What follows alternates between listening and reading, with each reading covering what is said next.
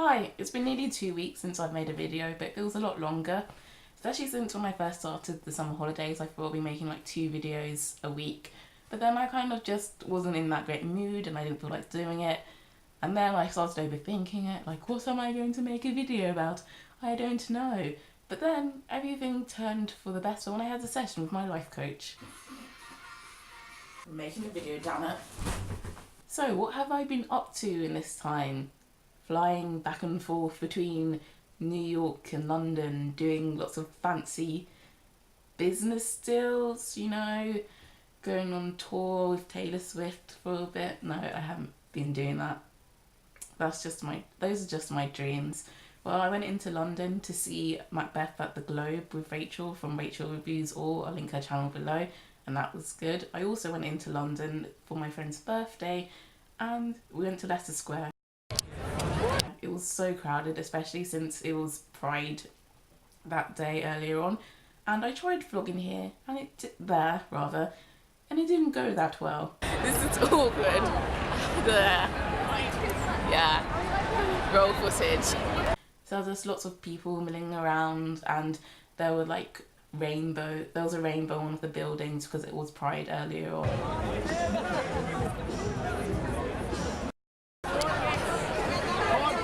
So that was fun. TV wise, I've been rewatching The West Wing and I'm on season 3 and it just makes me so happy, especially the character of Ainsley Hayes if you've ever watched The West Wing.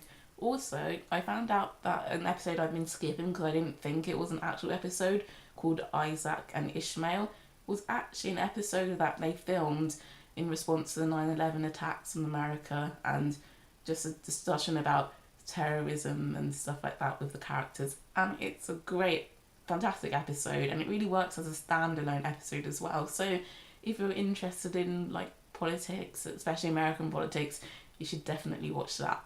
And then watch all of The West Wing and just fall in love with all of the characters and want to cry about them and write essays on them.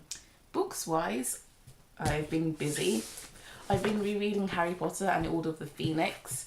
Now the thing about me and Harry Potter is I really like the series and I've read them, but I've never really felt I've had that bond with it where it's been part of my childhood, and I feel really strange admitting this, especially on the internet, especially as I feel like I should be the type of person who Harry Potter was a big part of their life and they love it so much.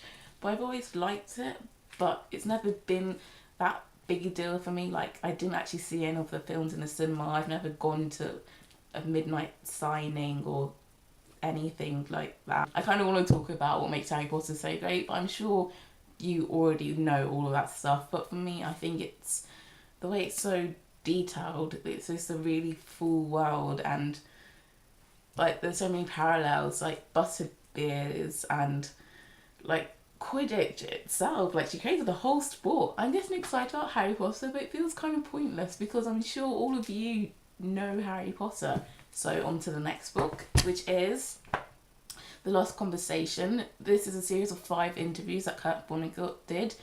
I've never actually read any books by Kurt Vonnegut, but I think that's how I pronounce his name. I'm planning on reading Slaughterhouse 5, try and get my hands on a copy of that, and this was so good. Especially the first 2 interviews.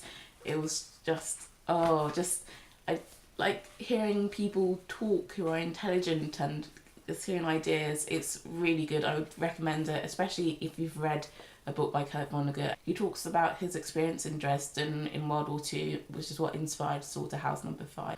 Also yesterday I went into WH Smith and got 2 books. They had a deal on, and I got Gone Girl, which I've been hearing great things about, and also, #1 bestseller, Sticker, Richard and Judy book club. It's got to be good, and it is absolutely fantastic. It lives up to the hype. It wasn't what I was expecting because I knew it was a thriller, so this might sound a bit, don't know if snobbish is the right word, but the writing is a lot, I don't want to say best, the style of writing is different from what I thought it would be. I thought it would just be a thriller, so it'll be quick paced and focused on the plot, but the writing is so good. Like, every page there's like, I like that sentence, I wish I'd written that sentence. And also the development of the characters is really good. I've only just started, but I'm really looking forward to finishing it.